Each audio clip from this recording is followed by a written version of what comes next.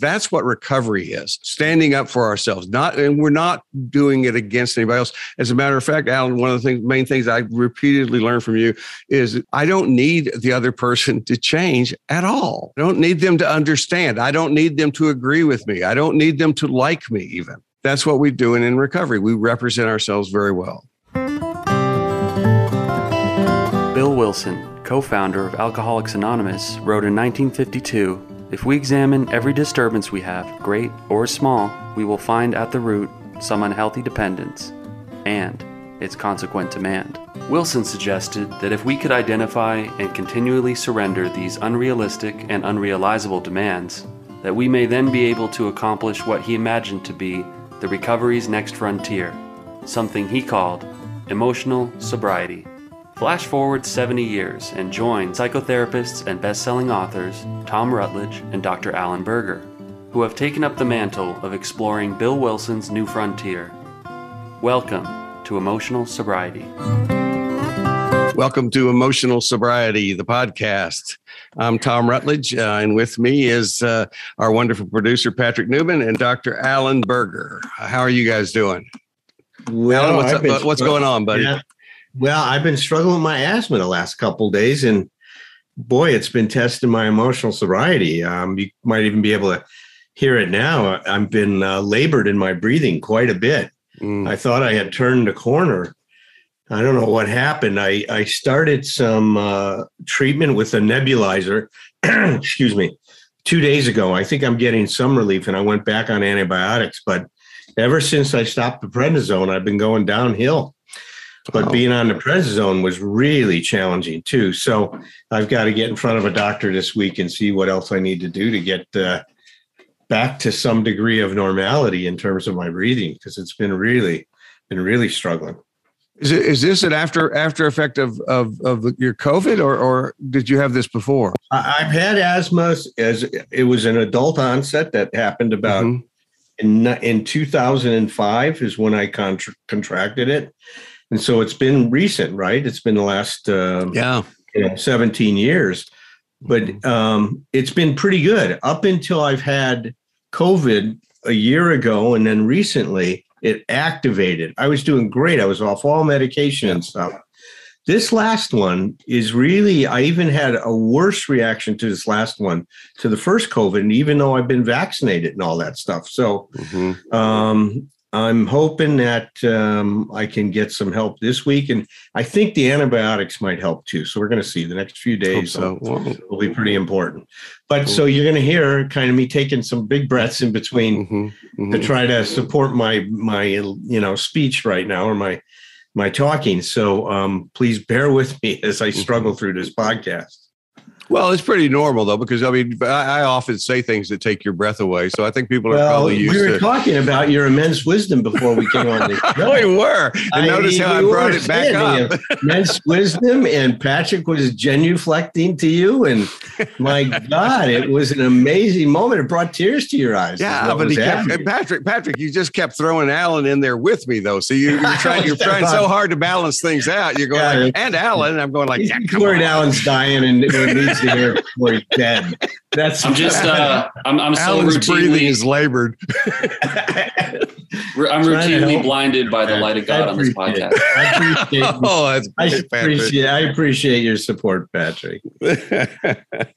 Happy to pitch in where I can. We are a sick group of individuals. How can anybody listen to these podcasts? Does it make any sense to anybody what we say? It does. I tell you what let's go ahead and make that point, because one of the points, and maybe we could make this more often. I think you and I, Alan, could easily say that we have the experience repeatedly through our, decades of experience with this stuff, is one of the more constant pieces of feedback we get from people who benefit from our work. We'll talk about some another time. We'll talk about the feedback we get from people who don't, and who don't like what we're doing so much. But we don't separate ourselves from the people we're working with. Now we do in the sense of, we wouldn't do, as much fun as we have playing around with this stuff. We wouldn't do this. We wouldn't do a podcast if we didn't think we had something to share. If we didn't think we had something, if we didn't think we were ahead on the path for a lot of people. And that's the the way I learned it in the program and in therapy is what you want is people who are ahead of on the path and who have had experience, strength, and hope that is beyond with you. If we didn't have that, we wouldn't write books. We wouldn't be having these conversations and trying to lead the support group and all that other stuff. But none of that takes away from the understanding that essentially we're not any different from anybody we're working with. And I think it's that piece that, this we could if we ever have a podcast where we bitch and moan about things that bother us about therapy in general, I would say that's one of them is the people who basically separate themselves so far from others that, it's sort of the way I put it sometimes is it's sort of like if you say, if I've heard people kind of have an approach that's sort of like long ago when I was screwed up like it's like, for us, the good news is we don't have to have that much of a good memory, because if I want to give an example of how I screwed something up, I probably got something from this morning. It's like, and it's real, and it's, and we're right in the middle of it, and we're sharing that. And I think that's, I'm proud that we do that. I'm happy that we do that. And I love and it wouldn't be nearly as much fun if we didn't get to share as honestly as we do with each other. That's right. No, that's one of the things that attracted me to the form of therapy that I do, is that what I experienced in that approach is being a client, and now from the other side is being a professional, is that it's about leveling the relationship, is that the healing comes through authenticity, not some technique, but through the, my person, your person. And it's in having a genuine encounter with someone where we share our struggles, we challenge somebody if we're hearing something we're concerned about. It's that leveling of the relationship was so important. And because I've been to the other therapies where I felt like an object. Oh, me too. Yeah. I didn't like it. It didn't help me. In fact, if I stayed in it, I would have gotten worse, to tell you the truth. And there are cases of that. There's cases if you're attending a therapy that doesn't fit you, and you're feeling that you're struggling more and more, it's time to try something different. I say that to my clients all the time. If you're not getting something out of your work with me, then please find someone that you're going to get something from each session. I believe that each and every session you go to, you should walk away with more than you started. Right.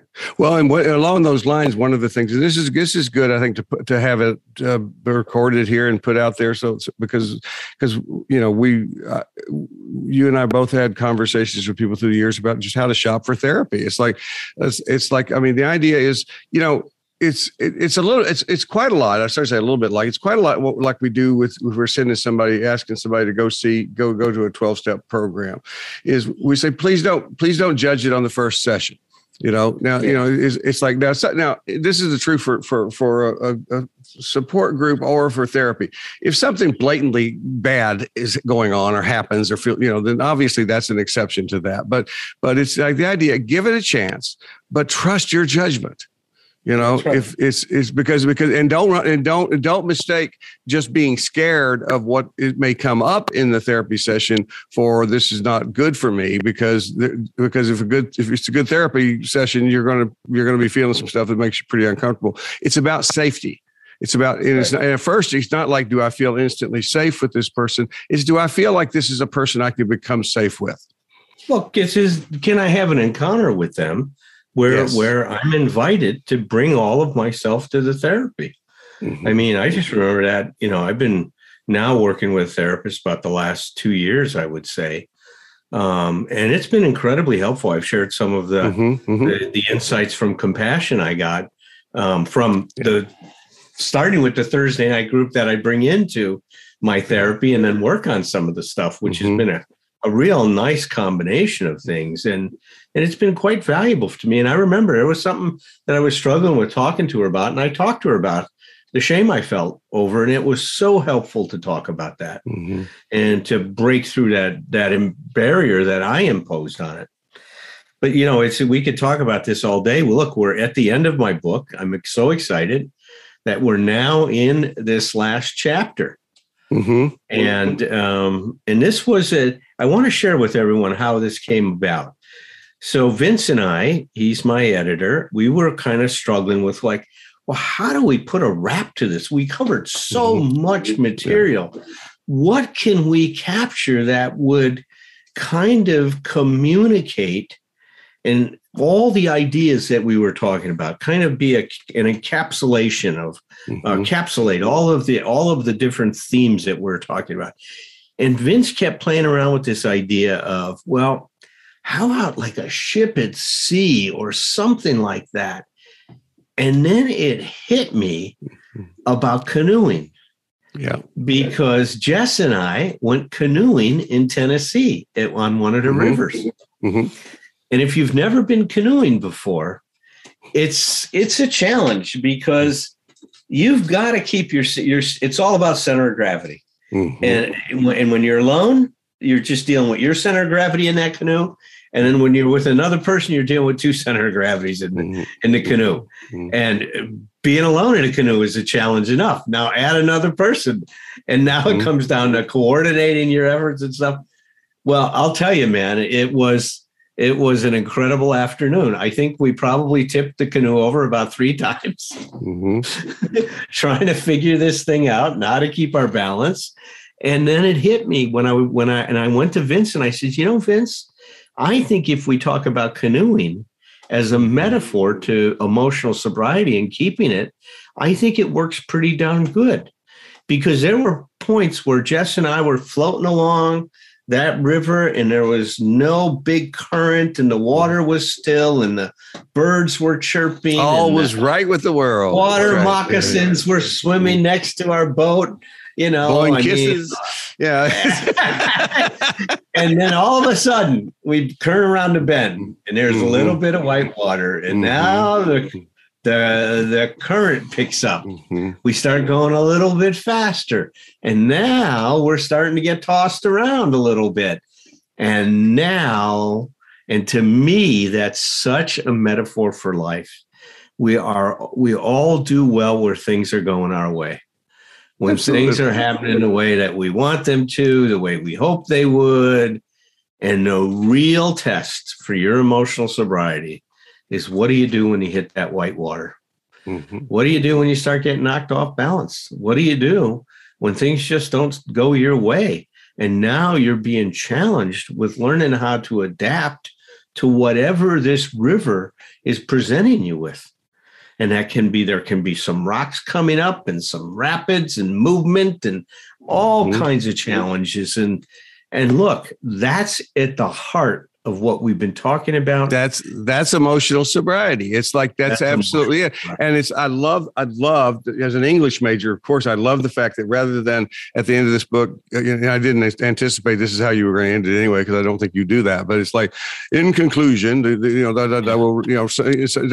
kind of stuff. But it was when as I looked at it as a short chapter, I was, I remember I first read it and I thought, and I've read it several times since. I've read it, I've just gone back and read that chapter before and shared little pieces of it with clients. It's like, because I love the metaphor so much, and it's such a thorough metaphor. I mean, it's like, please, if you're listening, if you get the book, or if you're reading the book or reading it for the second time, it's like, just because it's metaphor, it doesn't mean it's just a nice little metaphor. It's a very complex metaphor. It's the thing I like about what you've done with the chapter is, I mean, everything from what you said about, my thing is always say anybody can have a good day on a good day, which is, anybody can have a good day on smooth waters, but, and it's like, what happens in the rapids that will, it's not so much make us who we are, but reveal who we are, give us opportunities to grow and change. But you also talk about preparation in terms of what of the canoe itself. I'm not, I don't have it right in front of me right now, but so you say some things about what makes a good canoe. That's right. So it is true. And I forgot about that part of it, but yeah, that was an interesting thing, is that I started to tie in all of these different aspects of being, learning how to be in a canoe, thinking about what kind of canoe you buy. And look, when you're a beginner, you want a canoe with a real wide base to it, right? Because that gives you so much more stability in the water. As you get better, you can narrow that down. And then you got a canoe doesn't have that kind of stability. Now that stability comes from you as a canoer. But now what you get with that, a new canoe, is so much maneuverability.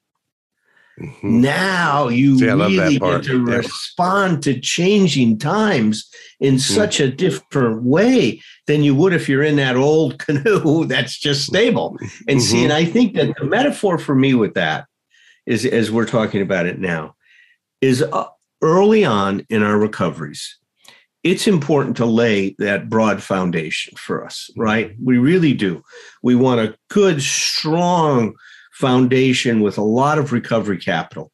You and I know that through the years, that starts to narrow.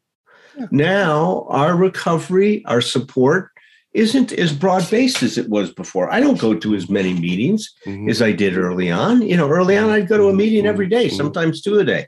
At this point in time, it's a couple meetings a week in my life. And sometimes our recovery also gets integrated into our lives. I mean, the thing that didn't exist when I first got sober was nowadays it's like I can name any friend that I have, and that's part of my support system. I can have most every one of my colleagues as part of my support system in some way or another. Maybe some closer than others, but it's like my life is populated with support. It's like there isn't my life and then there's my support system, which is the way it starts. And it's like, so, if we kept going, we're going to be talking about how we become the canoe, but it's like, it's, I am a canoe. No, I am the canoe. I am the canoe. But yeah, I think integration is what happens with that. I don't think it's not less support. And plus the idea that the other piece is, I always say, like when I'm talking about going to fewer meetings, things like that, is like, one of the things you learn in recovery, you don't burn any bridges. It's like, all that stuff is connected. It's like, in my mindset is, it's like at 36 years, postponing my next drink here. It's like, first of all, I know, I understand that what I go to meetings for at all, or do all this support stuff is not just about not drinking, but about being a better person. But the other thing is, I don't want to live in paranoid fear of relapse, but I never want to be without appropriate caution because the truth is we've all known people who've been sober as long as we have and gone back out. So long before that you ever pick up the drink, we want to be able, I always tell people, I want people to be able to recognize yellow flags so you don't have to see so many red ones. Is so that my point here is that you and I both have correct me if I'm wrong, but you and I both have the capacity and the ability and the know-how to reconnect to a broader base support system if we need it in a heartbeat. Yeah. We that other canoe still exists for us. We can go get that canoe. Yeah. And it's important to know when we need to. Yeah. Well, I just flashed on it. I mean, look, that's what we do when we work with a sponsor. That's what we do when we go to therapy is we're learning how to paddle our canoe in life, right? I think it's a great, metaphor to that. And all of that input becomes of value. I love what you've said before. We're not changing ourselves as much as we're adding to ourselves, which does change us, but we're not changing who we are. We're just changing, how we function in our lives. Right. But mainly we're not getting rid of anything. We're adding. We're, like you said, we're adding. Right. We're growing. If you think about what growing is expansion. Growing, you don't watch something grow and that'd be a Benjamin Button thing. It's not that. It's like we grow in this one, in a way, this expansion. And then a lot of things that we think that we ultimately get rid of are really just things that drop. We just don't pay attention to anymore because we don't need them. And that's what Dr. Martin Seligman is saying about positive psychology. He says in positive psychology, you don't focus on, quote, the deficits, the problems. What you focus on is how to help somebody get happier. As they become happier, guess what? They let go of some of that other stuff. Just like you said, it's like it's no longer necessary because you're now doing the things, creating the life that you wanted to create. Those other adaptations that were compensating for what we couldn't be, are no longer necessary because we're becoming who we can be. Which the program says it. They stay in the solution. That's right. Solution. Yeah. I love Seligman's approach to psychology now, this positive psychology. Yep. And it's really focusing on what we can do to create a better life in developing the attitudes, the behaviors that contribute to that. And look, I saw a big parallel when I went to his workshop, because like I said, I just finished my 36 hours of continuing education. When I went to his workshop at this conference, I saw so many parallels between what he was talking about in emotional sobriety. So many parallels. You know, he was just using some different language. He was describing it in different concepts. He talked a lot about personal agency, but I'll tell you, almost every time he talked about personal agency, I could substitute the words emotional sobriety. Yeah. And it was the stuff we talk about every Thursday night, the stuff we've been talking about in our podcasts and in our videos before that. I mean, it really is how to show up in a different way in our life. Yep. Responsibility. It's one of my favorite little nutshells. I think I'm misquoting myself here in this, but it goes along those lines. It says, I'm trying to remember it. It says, it asks the question, do you work to avoid problems or to seek solutions? You know, because those are two different things. And it's like, and I, as many of those little nutshells, you know, have their origin in me recognizing, you know, where I'm messing things up. I was you don't have to be an addict to have this, but as an addict, I was an absolute expert of avoiding problems. You know, I was so good at dancing around things. And of course, those problems, what happens to the problems? Well, they wait for you. That's right. They're very patient problems. They'll just stay there until Is it wrong? Is it wrong to look at consciousness as a fight? Is that reductive to look at? It's part of it. I don't think for me, that's not ultimately when you make when you go through the process, at least my experience of the process is it's so much not a fight when you get to the place where you want to be. But initially, I think it almost has to be initially for most people I work with because the idea is, first of all, there's so many things to that, but that, and as a matter of fact, make a note of that, Patrick. That would be great for us to talk about that in greater depth. But it's like sometimes I think we've been fighting ourselves so much and hating ourselves so much. It helps to use our metaphor system, our differentiation, to give ourselves someplace else to put some of that energy. We need to get mad at something other than ourselves for a change. You know, around my office, we call it putting the fuck you in the right place. You know, rather than every time I say fuck you, it comes back boomeranging back at me. First I need to say that with my addictions, and I need to say it with my should monster and this kind of stuff. But ultimately, Alan, you tell me if this fits for you too, but ultimately that I don't think you throw a switch. I think it evolves into a place that's a much calmer, much more. I guess we learn how to navigate the waters. Yeah, so that it's not so rough. Well, I think that's the thing, that if you think about it, is when we get in the canoe before we really get any help, we've got all of these different clowns in the canoe. Some of which want to paddle, some of which want to jump out of the canoe, some of which want to shake the canoe. I mean, and so, you know, and here you are trying to steer the canoe and get them to kind of paddle together. And you got one yo-yo hitting the other yo-yo over the head with the thing and the other one splashing somebody. You know, it's no wonder our lives are fraught with so much conflict and so much suffering because, you know, William James called it the torn to pieces hood. That's how he described it back in the early 1900s. We're torn to pieces. Fritz called it that we all have a civil war. We're always fighting ourselves. You know, Tom and I have talked about that a lot. So this interpersonal or intrapersonal conflict is really at the heart of what's wrong with us in terms of, you know, we don't know how to put these different parts together. We're very black or white. We think we got to get rid of these parts that are causing trouble. It's a very common idea. People walk into recovery. I just want to get rid of my addict self. I don't want that part of my life anymore. Right. Never seen anybody successfully pull that off.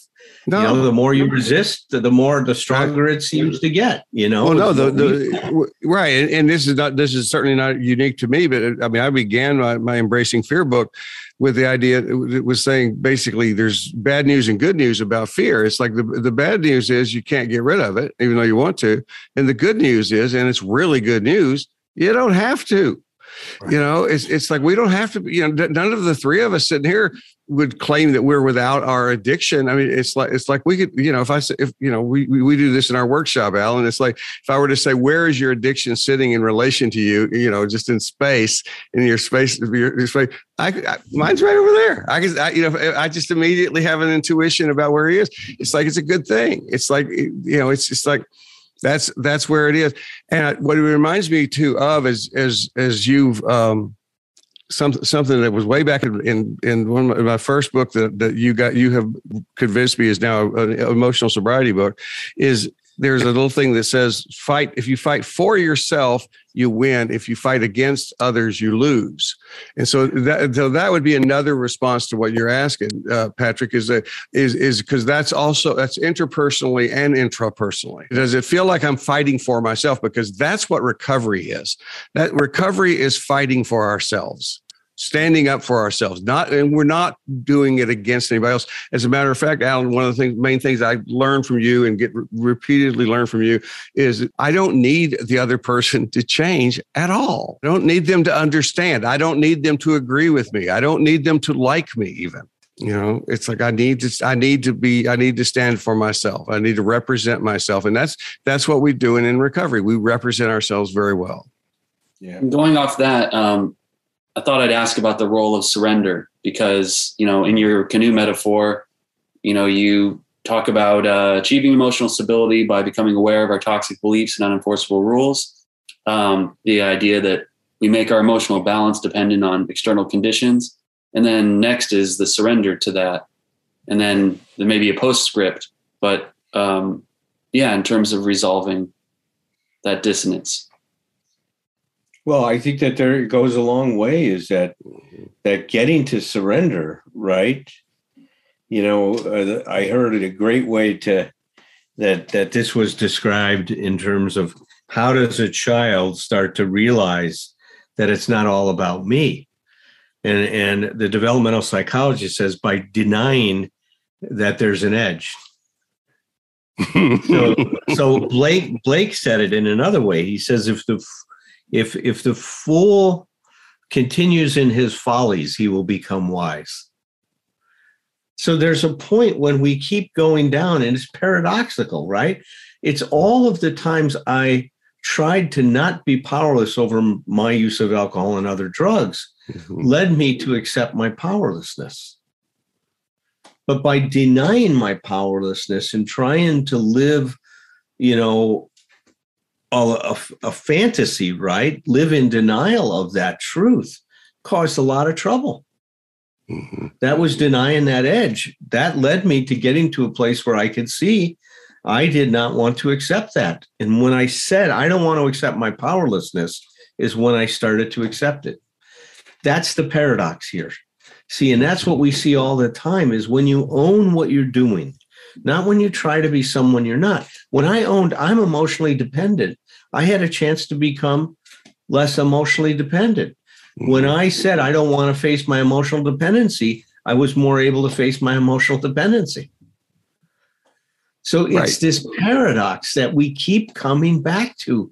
And it's such a powerful recipe for change. It starts in step one, but it's true throughout the working all the steps as we've been talking about on Thursday. You're right. The paradox is front and center. Step one. If you really don't like this idea of being powerless, fully acknowledge and admit what you're powerless over. It doesn't say you're powerless over everything. It doesn't say you're powerless over the world. Which you are, but in a lot of ways. But it's like it says what you're powerless over. And of course, what we talk about based on what we're talking about today is what we're powerless over is the interpersonal and the external world. What we're not powerless over, and this is the emotional sobriety, as I understand it, is I'm never powerless over, my response. I always, not only do I have a right to a response, always, I have a responsibility to respond. There's never been a better time to learn in my time on earth to learn how to be a better canoeer, because I just feel an absence really of natural support for my mental health everywhere. And so what a great time to be exploring these ideas. And well, that's good to hear. And thank you, Tom, so much. I was going to say that, the one theme that stands out through this whole thing is nobody just jumps in a canoe and figures out how to do it without tipping it over and having a lot of trouble. And this is something that I love about what we talk about, Tom, because we don't see trouble as meaning that there's a problem. We see in every bit of trouble that you have in your life is always an emerging opportunity. Yeah. There's an emerging opportunity. And if you have the right relationship to the experience you're having, and you start to plug it into this context of emotional sobriety, you're going to see that you can use all your experience, whether you call it a good experience or a bad experience, to help you grow along these lines. That's right. And to build a life. And that's what Bill called it, a life that works under any condition whatsoever. That's how he described emotional sobriety. A life that can work regardless of success or failure, regardless of health or illness, regardless of, sadness or joy. This is a life that can work no matter what. And that's the great thing about this. You see, when you get this, then life becomes less frightening. You're not worried about what's going to happen because you have a certain sense, and not that you know it all, but you have a confidence in your ability to meet whatever task life is going to set in front of you and learn, either know how to cope with it. We're told that in the 9th step promise. We will intuitively know how to handle situations that used to baffle us. I mean, that happens with emotional sobriety. But if you don't, you know what to do now. You call Tom, you call Alan, you call your sponsor. Well, it's confidence is based in competence. And it's like, you don't get to the competence without doing it. It's like, that's the thing. It's like continuing your follies. And, it's like, and that, of course, that's when they become wise. It's like, well, that's why we started off this talking about how wise we are, because we're two guys who have, I think probably three guys, I think we can include Patrick in this one, who have been very masterful at continuing in our follies, in spite of lots of information and lots of signs that said, turn back, you dumbass, and we go like, oh, well, this must mean we should go forward. And we keep going, but we're learning. That's the thing that happens. It's like you learn and you don't, and that addresses perfectionism, because you get competent by just doing it, by flipping over the canoe, right? You flip it over and you learn from those mistakes. You learn from dealing with those things. And that's where then you need to have an enlightened witness close to you to help you figure this stuff out. This reminds me of a group I had years ago, and they had a term, they called it a fog. They said, I'm in a fog. And it stood, it's an acronym for another fucking opportunity to grow. And so it was always fun when we had a new member of the group and they had not been initiated into knowing the language yet. And somebody said, I'm just in a fog, and everybody else understood what we were talking about. But it was, but that, I loved that acronym, because it not only says it's an opportunity to grow, it says it's another fucking opportunity to grow. And that also normalizes, of course, we're upset with it. Of course, I don't like having to, oh, good, I get to go do this again. It's like, great, well, I'll do it. But it's like, and I could even go do it with some confidence that I can get through it. But I don't like conflict or difficulties or, doing that stuff any more than I ever did. It's just, but I'm willing to do it. That's emotional sobriety as I've learned it from you. Willingness. Well, thanks for going through this book with me, you guys. And I appreciate your support. And, to those of you that are out there listening to it, I appreciate your support. Tom and I couldn't do what we're doing without those of you out there supporting our work. So what's upcoming? In about a week, or probably exactly a week from when this airs, we are going to be talking to Dr. Sean Horn, who deals with a lot of topics of shame, which I think integrate or dovetail nicely with the Emotional Sobriety Project. We'll be bringing her on to chat. All right. Sounds good. Feel better, Alan. Tend your life, tend your myth. Cultivate your narrative with whomever you're with. Then with glass in hand and children on one knee, bring some stories, bring your stories back to me. It ain't a crime to be a human. Never be ashamed to be yourself.